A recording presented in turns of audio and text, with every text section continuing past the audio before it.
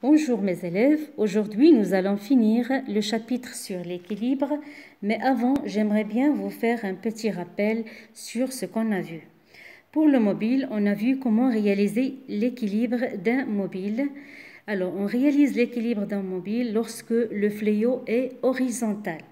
Pour la balance romaine, où on cherche l'équilibre à l'aide d'un contrepoids, qu'on fait glisser le long du fléau gradué, qui indique la masse de l'objet à peser une fois le fléau atteint la position horizontale.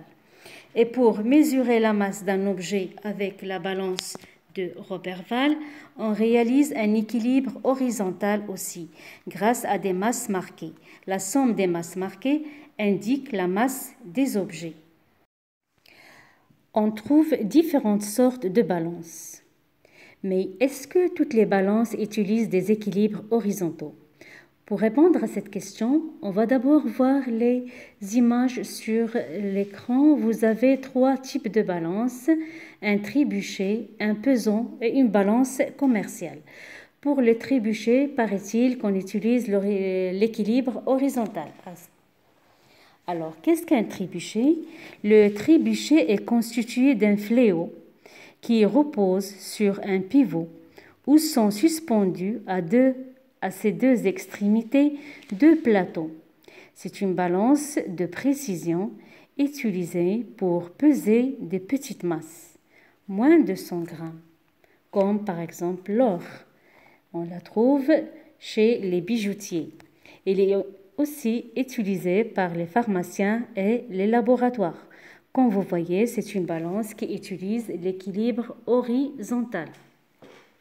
Le pesant, c'est aussi une balance qui est constituée d'une échelle graduée, d'un ressort en métal qui s'étire selon la masse de l'objet. L'objet à peser, il est suspendu au ressort à l'aide d'un crochet. Ici, on ne trouve pas un équilibre horizontal.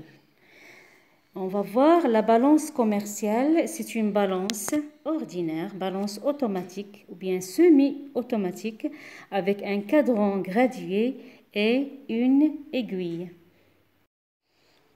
Alors, parmi les balances modernes électroniques qui sont équipées d'un cadran digital ou d'un afficheur électronique, on trouve le pèse-bébé.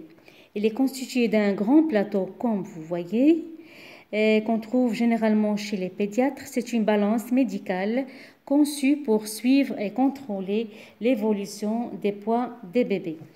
On a également une balance de cuisine. C'est une balance, elle est soit digitale ou électronique, qui a généralement un écran qui affiche le poids des ingrédients à peser avec précision, c'est-à-dire au gramme près.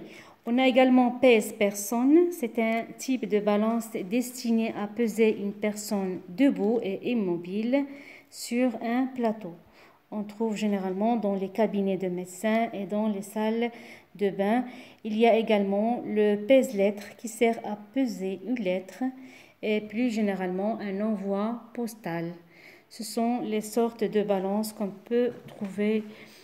Il y a aussi les dernières balances développées qu'on trouve actuellement dans les supermarchés qui, en plus d'indiquer la masse, elles impriment un ticket et sont appelées des balances imprimantes avec prix et masse.